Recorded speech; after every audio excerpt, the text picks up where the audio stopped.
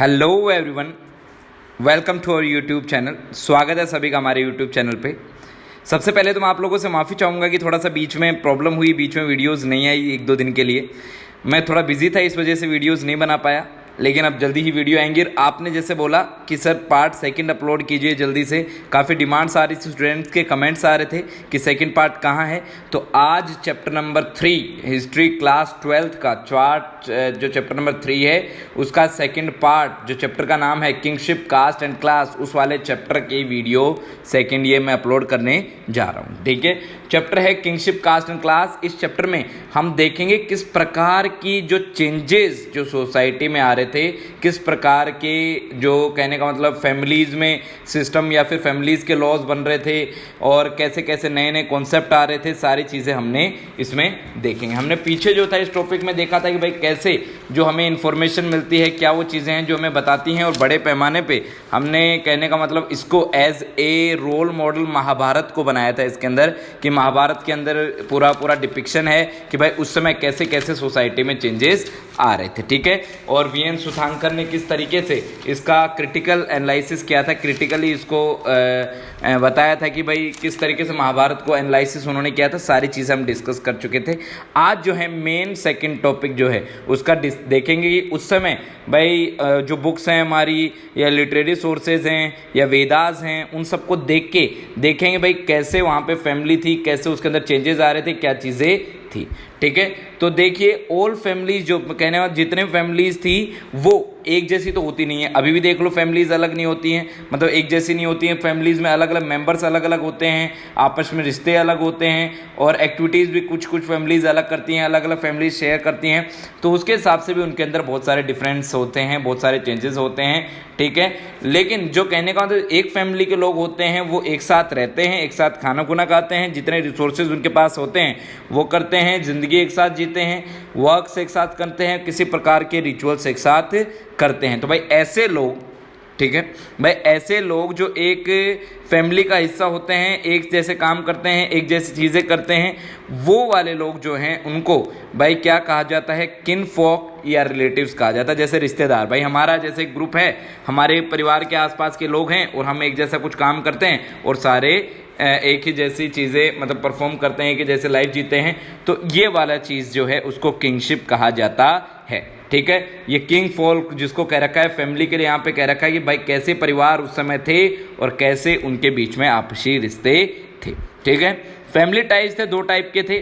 ठीक है, family ties are based on blood के हिसाब से, और मतलब दो टाइप के यहाँ पे फैमिली टाइप्स यहाँ पे बताए गए हैं कि भाई एक तो कहने का मतलब एक तो ब्लड रिलेशंस, जिसके अंदर मतलब कहने का तो जो अपने अपने परिवार के लोग, और एक है यहाँ पे भाई रिलेटिव्स भी उसके अंदर कई जगह उसको भी इंक्लूड किया गया है, कई बार रिलेटिव्स को नहीं इंक्लूड किया गया है, कई बार किया गया है। जो ब्लड रिलेशन वाला है उसको नेचुरल जो है फाउंडेशन ऑफ फैमिली कहा गया है। ठीक है, तो कज़न्स जो हैं उनको कई बार रिलेटिव्स में जो कज़न्स हैं उनको रिलेटिव्स में डाला गया है, कई बार उनको नहीं डाला गया है। कहने का तो पूरा नैरो, कई जगह नैरो हो गया है, कई जगह ये कॉन्सेप्ट वाइड हो गया है। तो इस टाइप से फैमिली स्ट्रक्चर के चेंजेस यहाँ पे इस समय आ रहे थे। अगर बात की जाए अर्ली सोसाइटीज़ की, भाई हिस्टोरियन जो इन्फॉर्मेशन अर्ली सोसाइटी की फैमिली की मिली है, ज़्यादातर जो हमारे पास इन्फॉर्मेशन है, कहने का मतलब the most of the information available to us is available regarding the elite class. ठीक है, अलाइट क्लास के बारे में ज़्यादातर सूचना हमारे पास है या उनके बारे में इन्फॉर्मेशन है।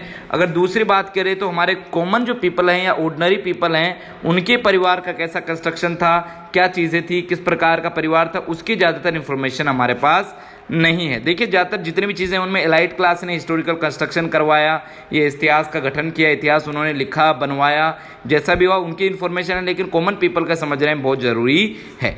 एक इम्पोर्टेंट फैक्टर है कि भाई कैसी, कहने का मतलब ये भी एक इम्पोर्टेंट एटीट्यूड है कि कैसे परिवार थे, किस प्रकार का रिश्तेदारी थी, आपस में कैसे तालमेल था, क्या चीज़ें थी। इसके लिए भी हमें ऑर्डिनरी पीपल के बारे में पढ़ना बहुत ज़रूरी है। तो जो हमारे इतिहासकार हैं, हिस्टोरियंस हैं, उन्होंने बहुत बड़े पैमाने पर इसको पढ़ने का, इसको समझने का प्रयास किया है, और इसी में देखा कि भाई उन्होंने एनालिसिस किया कि यहाँ पे था पैट्रियार्कल या फिर पैट्रिनली सिस्टम जो था वो यहाँ पे फॉलो होता था। भाई जो फैमिली थी वो मेल डोमिनेटिंग या फिर द मेल पितृ स्वामित्व समाज था हमारा। कहने का मतलब the family, the head of the family was a male. ठीक है, यहाँ पे ऐसा सिस्टम होता था। Idea of kingship and succession में है कि भाई कौन है, भाई ये किंगशिप का आइडिया कहाँ से डेवलप हुआ और सक्सेशन उत्तराधिकारी का अधिकार कैसा था, वो क्या था, तो वो पैट्रिनली सिस्टम था। कहने का मतलब भाई पिता, पिता के बाद में उसका बेटा, बेटे के बाद में उसका बेटा, पर male, all are male. Under paternal system क्या था कि जो फादर की प्रॉपर्टी थी या फिर जो उसका लीड आउट करने का जो था कि पिता की मौत हो गई उसके बाद में उसकी वेल्थ को कैरी आउट करने का जो हक था वो किसके पास था, वो था मेल के पास या उसके बेटे के पास। तो कहने का मतलब भाई यहाँ पे पैट्रियार्कल सोसाइटी थी या पैटर्नली सिस्टम यहाँ पे फॉलो होता था परिवारों के अंदर। ठीक है, और आगे बात करें, अगर राजा के अगर कोई बेटा नहीं है, भाई जैसे कोई किंग है उसके बेटा नहीं है, तो उसी के अंडर पैटर्नरी सिस्टम के अंदर ही उसका ब्रदर जो है, भाई जो उसका भाई है वो उसको कैरी आउट करेगा, वो उसके साम्राज्य को संभालेगा। ये भी एक पैटर्नरी सिस्टम के अंदर आता है, नॉट हर डॉटर। ठीक है, सीधा ब्रदर को यहाँ पे उसका पूरी जो राज अधिकार है वो यहाँ पे दे दिया गया है। ठीक है, समटाइम और भी कहने का मतलब कई बार या फिर अगर नहीं होता है, भाई भी नहीं होता है, तो उसका कोई रिश्तेदार जो है वो उसको संभाल सकता है। बहुत कम जगह, कहने का मतलब there are very less evidences available which suggest women leading out the family. और ऐसा एविडेंस एक प्रभावती गुप्ता के समय हमें मिला है, बाकी ऐसा कोई हमें कोई सिस्टम नहीं मिला है जो सजेस्ट करता है कि भाई यहाँ पे फैमिली सोसाइटी थी। ज़्यादातर जो एविडेंसेज हैं वो शो करते हैं कि पैट्रियार्कल पितृस्वामित्व समाज था। भाई कहने का मतलब पुरुष प्रधान समाज था, पुरुष जो था फैमिली का हेड होता था, वही सारी चीज़ें देखता था। ठीक है, ये सारी की सारी चीज़ें हमने डिस्कस करी। इसी तरीके से हमने देखा था जो कौरव थे, भाई उनके अंदर यही था कि भाई उनके ब्रदर की डिसेबिलिटी के बाद में कहने का मतलब पांडु और कौरव जो थे उसके बाद में क्या हुआ, देखिए जो कौरव के डिसेबिलिटी के जो कहने का मतलब अधिकार तो जो था, कहने का मतलब उनके रूल करने का, वो तो जाना था पांडव के पास, कौरव के पास, लेकिन कौरव के पास जो है वो नहीं गया क्योंकि उनके जो सन थे वो डिसेबल थे, इसलिए जो थे उनके बेटों को पांडव को जो है कैरी आउट करने को बोला गया। तो इसी तरीके से ऐसा सिस्टम वहाँ पे शुरू से ही ऐसा सिस्टम हमारे एंशिएंट सोसाइटी अर्ली सिस्टम से ही फॉलो होता था। अगर बात की जाए मैरिज सिस्टम की, अगर बात करें भाई फैमिली सिस्टम के अंदर ही मैरिज सिस्टम आते हैं। हमारे जो धर्म सूत्रास हैं, मैंने बताया था धर्म सूत्रा, धर्म शास्त्रास, ठीक है, या फिर हमारे वेदास जो हैं भाई वो 8 प्रकार की शादियों को इम्पोर्टेंट फॉर्म में बताते हैं भाई, जिसमें से 4 तो कहते हैं कि भाई ये तो है लीगल, ठीक है, ये तो है गुड वे कि अगर इस तरीके से शादी की जाए तो वो हैं सही तरीके, जो हैं ब्राह्मिकल एक्सेप्टेंस इनको मिलती है, इनको सही माना जाता है। बाकी जो 4 जो मैरिजेस बच गई भाई उनको ब्राह्मिक नॉर्म्स या रूल्स या रेगुलेशंस के अकॉर्डिंग उनको क्रिटिसाइज या फिर उनको सही नहीं माना जाता है, वो सोसाइटी में नहीं होनी चाहिए। ठीक है, उसके बाद में देखिए जब मैरिज हो जाती है तो उसके बाद में जो विमेन जो है वो उसके अंदर भाई जैसे आज भी होता है, जब कहने का मतलब फादर की यहाँ से शादी होकर चली गई, विमेन का मोरल आजकल तो लीगली तो आजकल हो गया है कि भाई women has also right in legally has right in father's property. भाई आज अगर कोई बहन है भाई हैं, दोनों को बराबर उनके जो पिता हैं उनकी प्रॉपर्टी मिलेगी लीगली, लेकिन आज भी जो विमेन से डिक्लाइन कर देती हैं, डिनाई कर देती हैं प्रॉपर्टी फादर की ऑन द लाइंस ऑफ किस तरीके से, ऑन द मॉरल लाइंस, कि भाई नहीं ऐसा अधिकार नहीं है। क्यों? क्योंकि हमारे एंशिएंट सिस्टम से ही ऐसा चलते आ रहा था कि विमेन जो हैं वो अपने पिता की प्रॉपर्टी के अंदर कोई अधिकार नहीं जमा सकती हैं। ठीक है, यहाँ पे अलग अलग टाइप की शादियाँ थी, तो यहाँ पे सबसे जो सही तरीके की जो शादी थी वो एक्सोगोमी थी। मैं आगे बताऊंगा कैसे शादी थी। आउटसाइड कहने का था अपने कुनबे से, परिवार से बाहर जो शादी थी उसको सबसे बढ़िया, सबसे अच्छा समझा जाता था। शादी के समय, विमेन के समय कन्यादान या गिफ्ट जो दिया जाता है मैरिजेस के अंदर, वो एक इंपॉर्टेंट रिलीजियस ड्यूटी। देख लो आज भी हमारे यहाँ बोला जाता है कि भाई कन्यादान का जो कॉन्सेप्ट है वो उसी समय से चलता आ रहा है, उसी समय से ही ये प्रेवलेंट है कि भाई जो विमेन है या फिर जो गर्ल है उसकी मैरिज होती है, शादी होती है, उसके अंदर कन्यादान किया जाता है या फिर फादर उसका कन्यादान करा जाता है, तो it was considered considered the most, कहने का मतलब एक बहुत अच्छी ड्यूटी या फिर एक बहुत रिलीजियस ड्यूटी जो है, इंपॉर्टेंट ड्यूटी जो है फादर की कंसिडर की जाती है, इसको एक इंपॉर्टेंट ड्यूटी में माना जाता है। ठीक है, तो उस समय ये कॉन्सेप्ट शुरू हुआ और आगे तक ये चलता रहा। देखते हैं किस प्रकार की शादियां हमारे यहाँ पे जो समय था इसके अंदर कैसी शादियां प्रेवलेंट थी। टाइप ऑफ मैरिज जो 4 टाइप मैंने आपको बताए, ठीक है, जिनको सही माना जाता था, 4 प्रकार की शादियां थी। पहली जो थी भाई, इसके अंदर थोड़ा सा एक राइटिंग में मिस्टेक है।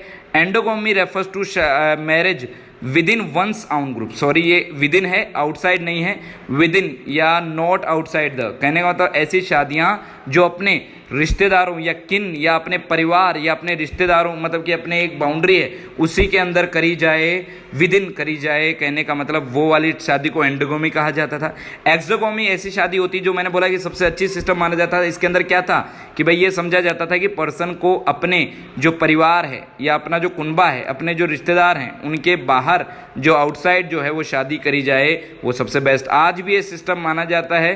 ठीक है, जैसे हमारे यहाँ कुछ गोत्र होते हैं या गोत होते हैं, उनको टाल देते हैं हम। ठीक है, वो इसलिए टालते हैं क्योंकि वो एक्सोगोमी टाइप ऑफ मैरिज होता है कि भाई जैसे देखते हैं कि भाई जैसे मदर का या नानी का या दादी का, इनका सबका गोत्र न लगे, इस वाले सिस्टम को एक्सोगोमी कहा जाता है। इसी प्रकार की एक शादी थी पॉलीगैनी जो थी, उसके अंदर क्या, पॉलीगैमी जो था उसके अंदर क्या था कि मैन के एक पुरुष जो था बहुत सारी शादियां करता था। ये सिस्टम तो शुरू से फॉलो किया जाता है क्योंकि हमारे यहाँ पे देखा है हमने कि काफ़ी जो राजा हैं उनकी बहुत सारी वाइफ्स हुआ करती थी। एक टाइप ऑफ मैरिज और है जिसको कहते हैं पोलेंड्री। पोलेंड्री के अंदर है कि भाई विमेन के एक से ज़्यादा पुरुष जो हैं वो पति हो सकते हैं। जैसे हमारे यहाँ महाभारत में इसका सबसे बड़ा एविडेंसेस मिला मैरिज का।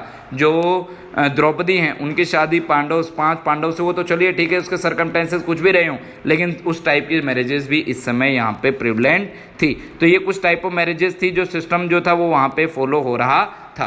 और ये जितनी भी हमें जानकारी मिलती है, जितनी भी हमें इंफॉर्मेशन मिलती है, वो धर्मशास्त्रास या धर्मसूत्रास या धर्मशास्त्रास से हमें मिलती है। ये जो है कि भाई ये ब्राह्मणों ने पर्टिकुलर सोसाइटी में भाई किस तरीके से सारी चीज़ें फॉलो होंगी, क्या होगा कि सोसाइटी में सब पे ये चीज़ें लागू होती हैं, और कुछ यूनिफॉर्म सिविल कोड्स या कुछ कानून उन्होंने सोसाइटी के बनाए थे। ये जितने भी जो शास्त्रास हैं या धर्म सूत्रास हैं, ये सारे के सारे जो हैं वो संस्कृत भाषा में लिखे गए हैं। और कहने का मतलब इनका डेवलपमेंट इसलिए हुआ क्योंकि जो लोग थे आपस में ट्रैवल करने लग गए तो एक दूसरे चीज़ें आपस में शेयर करने लग गए, आइडियाज़ शेयर करने लग गए, तो उनके लिए कुछ रूल्स और रेगुलेशंस की आवश्यकता पड़ी। इसलिए धर्मशास्त्रास या धर्मसूत्रास को कंस्ट्रक्ट किया गया। इसी वजह से कहने का मतलब क्या हुआ, क्वेश्चनिंग हो गई स्टार्ट कि भाई पुराने जो आइडियाज़ थे, प्रैक्टिसेस थे, उनको तो धर्मशास्त्रास ने उन चैलेंजेस को मीट करने के लिए धर्मसूत्रास को कंस्ट्रक्ट किया गया, बनाया गया, लिखा गया, ताकि लोग धीरे धीरे क्वेश्चनिंग करने लगे थे क्यों ऐसा सिस्टम, क्यों ऐसी सारी चीज़ें, क्यों। तो उसको पूरे को चैलेंज किया गया, या उसको चैलेंज को रोकने के लिए धर्मसूत्रास या धर्मशास्त्रास एक नियम कानून कुंजिका, कहने का मतलब एक बुक टाइप ऑफ तैयार कर दी गई, जिसके अंदर हर एक चीज़ को एक्सप्लेन कर दिया गया, हर एक रूल्स एंड नॉर्म्स लिख दिए गए। ठीक है, ये डिसाइड करे गए कि कैसे शादी होंगी, किस तरीके से होंगी, कौन सी लीगल हैं, कौन सी अनलीगल हैं, कौन सी सिस्टम में सही मानी जाती हैं, सारी की सारी चीज़ें हमने इसमें देखी है, इसमें हैं। ठीक है, तो सोसाइटी के अंदर चेंजेस आ रहे थे। सोसाइटी के चेंजेस को कोप अप करने के लिए या उनको समझने के लिए, उनको सही तरीके से अप्लाई करने के लिए धर्मसूत्रास या धर्मशास्त्रास का कंस्ट्रक्शन किया गया। ठीक है, और अगर बात करें आगे ही थोड़ा सा, मैंने आपको और थोड़ा सा इसमें एलोबरेट कर दिया है फीचर ऑफ गोत्र। भाई क्या हुआ कि गोत्र का जो कॉन्सेप्ट है, भाई मैंने बोला कि आपस में ट्रैवल करने लग गए लोग। ठीक है, तो गोत्र क्या होता है, गोत्र जो है कहने का मतलब एक ग्रुप होता है, पर्टिकुलर ग्रुप होता है। ये वैदिक सीर या वैदिक जैसे वो होते हैं ना ऋषि मुनीज, उनके नाम से ये हमें मिला है। कहने का मतलब एक परिवार के लोग या एक रिश्तेदारी के लोग या एक ग्रुप के लोग जो आपस में उनके जो रिश्तेदारी होते हैं, एक जैसा उनका कहने का मतलब एक लिविंग में रहते हैं, भाई उनको सबको मिला के एक गोत्र उनको कहलाता है। भाई हम इस पर्टिकुलर गोत्र के हैं और ऐसा है। ठीक है, जो गोत्र कॉन्सेप्ट है वो उसकी इंपॉर्टेंस वुमेन के लाइफ में बहुत ज़्यादा है।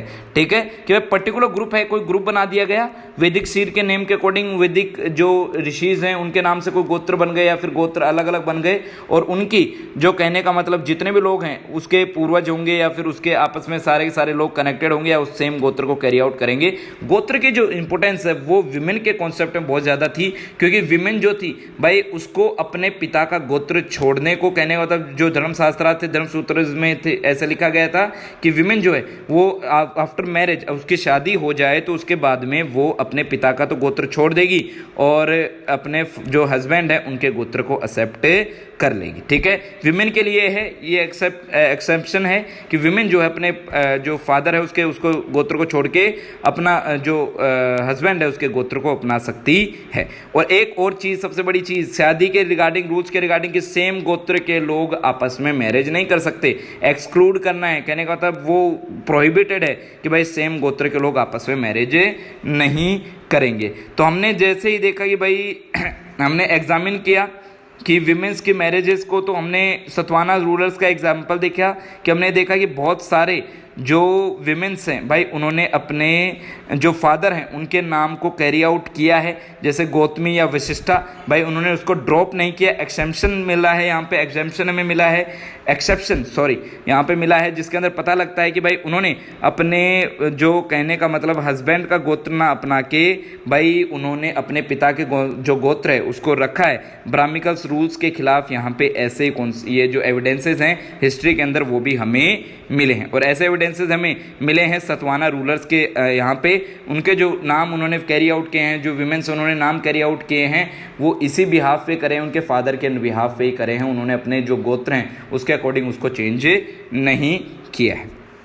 कुछ विमेंस हैं भाई आपस में, और एक सिस्टम और बोला कि भाई सेम गोत्र, हमने बोल रहे हैं कि भाई धर्मशास्त्र धर्मसूत्रास की बात कर रहे हैं कि उनके अंदर बोला गया है कि भाई सेम जो गोत्र हैं उनके अंदर मैरिज नहीं करेंगे, लेकिन सतवानाज ने इस चीज़ को भी पूरे को कहने का मतलब तहस नहस कर दिया। उन्होंने आपस में सेम गोत्र के अंदर शादियाँ करी, सेम गोत्र में शादियाँ करी, तो उन्होंने कहने का मतलब जो आइडियोलॉजी दी गई ब्राह्मणास के द्वारा उसको पूरे का पूरा जो है एग्जेम्प्ट कर दिया, उसको आउटलाइन कर दिया, कहने का तो उसका एंड कर दिया, दी एंड कर दिया। ठीक है, तो कहने का मतलब यहाँ पे देखिए एक्सोगोमी जो रिकमेंडेड की गई थी उसको यहाँ पे काउंटर किया गया सतवानास किंग्स के द्वारा। ठीक है, उसके अलावा जो हमने देखे हैं भाई बहुत सारे हमने एविडेंसेस देखे हैं कि भाई एंडोगोमी के भी, जिसके अंदर हमने देखा है कि आपस में परिवार में उसके अंदर भी बहुत सारी शादियाँ। एक्सोगोमी मैंने आपको बताया कि ऐसी शादियाँ तो वो अपने गोत्र के बाहर हो, अपने रिश्तेदारियों के बाहर हो, अपने आउटसाइड हो, अपने क्लान के आउटसाइड हो, लेकिन यहाँ पे बहुत सारे एविडेंसेस एंडोगोमी के भी मिले हैं जो सजेस्ट करते हैं भाई साउथ इंडिया के अंदर ऐसे बहुत सारे केसेस मिले हैं जो सजेस्ट करते हैं कि वहाँ पे एंडोगोमी प्रैक्टिस होती थी, within the clan, within the अपने रिश्तेदारों के अंदर शादी होती थी। ये पूरा का पूरा चैलेंज मिलता है एक्सोगोमी को, जो कॉन्सेप्ट जो ब्राह्मण्स के द्वारा दिया गया। ठीक है, तो ये जो मैरिजेस हैं किंग्स फॉक्स के अंदर हमें बताते हैं कि आपस में एक क्लोज निट कम्युनिटी थी, आपस में अपने आप में ही बुनी हुई कम्युनिटी, जिसके अंदर अपने आप ही अपने जो परिवार के लोग थे उनके अंदर शादी करी जाती थी, ऐसा बाहर उसके अंदर ऐसे नहीं की जाती थी। तो ये पूरा का पूरा चैलेंज ब्राह्मिकल आइडियोलॉजी या ब्राह्मिकल रूल्स एंड रेगुलेशन को पूरा का पूरा मिलता है। बहुत सारे कहने का हमारे पास बहुत सारे एविडेंसेस भी अवेलेबल हैं जो हमें बताते हैं कि भाई बहुत सारे जो गोत्र हैं भाई सतवानाज ने उन्होंने इनहर्ट किए, उन्होंने रखे अपने फादर के, ये सारे के सारे जो हैं हमें बहुत सारे एविडेंसेस मिले हैं।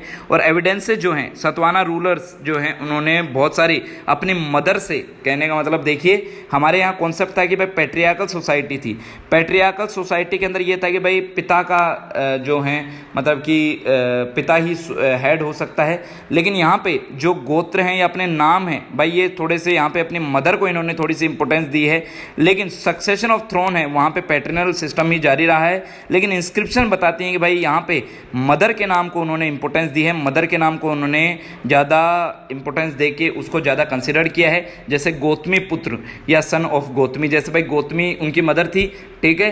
तो उनके फादर गौतमी के जो फादर हैं वो गौतम होंगे, ठीक है। तो गौतमी के बेटे जो हैं गौतमी पुत्र सतकर्णी हैं, तो उन्होंने इम्पोर्टेंस दी है अपनी मदर को, या फिर मैट्रिनल जो सिस्टम है या फिर मैट्रोनोमीस है उसको ज़्यादा इंपॉर्टेंस यहाँ पे देके ये दिखाया गया है कि भाई जो मदर थी उसको भी यहाँ की सोसाइटी में इंपॉर्टेंस दी जाती है। सतवाना जो है एक कहने का मतलब पूरा का पूरा काउंटर सिस्टम उन्होंने तैयार किया है। जो रूल्स एंड रेगुलेशन है ब्राह्मणों के द्वारा बनाए गए हैं उसको पूरा का पूरा काउंटर या उसके पूरे के पूरे विपरीत या अगेंस्ट या कहने का मतलब डिफरेंस जो है काम उन्होंने किए हैं। तो हमने इसमें जो चैप्टर था या फिर इस जो पार्ट था इसमें हमने देखा कि कैसे परिवार का सिस्टम था, कैसे उसके अंदर बदलाव आ रहे थे, उसका कंस्ट्रक्शन किस तरीके से किया गया, उनके रूल्स रेगुलेशन कैसे किए गए, शादी के रूल्स एंड रेगुलेशन क्या थे, गोत्र कॉन्सेप्ट क्या था, गोत्र कॉन्सेप्ट किस तरीके से दिया गया, गोत्र कॉन्सेप्ट को चैलेंजेस कैसे सतवानाज ने किया, सारी चीज़ें हमने देखी। नया पार्ट बहुत ही जल्दी आपके पास आएगा। मुझे उम्मीद है ये चीज़ आपको समझ आई होगी। नहीं आए तो आप कमेंट करके बता सकते हैं, और समझ आए तो प्लीज़ लाइक शेयर सब्सक्राइब, ठीक है। मैं थोड़ा सा माफ़ी आपसे वापस आई वांट टू से सॉरी टू यू कि मैं थोड़ा डिले कर दिया। मैं वीडियो 1-2 दिन कई बार डिले हो जाती है, लेकिन मैं बहुत कोशिश करता हूँ कि वीडियोस रेगुलरली आती रहें, क्योंकि मुझे भी ये एक टाइप की टेंशन रहती है कि आप लोग पता नहीं रेडी होंगे वहाँ पे पढ़ने को, लेकिन मेरी वजह से नहीं हो पाई। तो मैं बिल्कुल भी ऐसा नहीं सोचता हूँ, आपकी स्टडीज़ को बिल्कुल हार्म नहीं होना चाहिए, आप ऐसे ही पढ़ते रहें, ठीक है। तो इसके इतना टाइम देने के लिए धन्यवाद। पढ़ते रहिए, करते रहिए। मैं आपको अश्योर करता हूँ कि सारी चीज़ें ऐसे ही आपको हमेशा मिलती रहेंगी। Thank you so much for watching, thank you so much for giving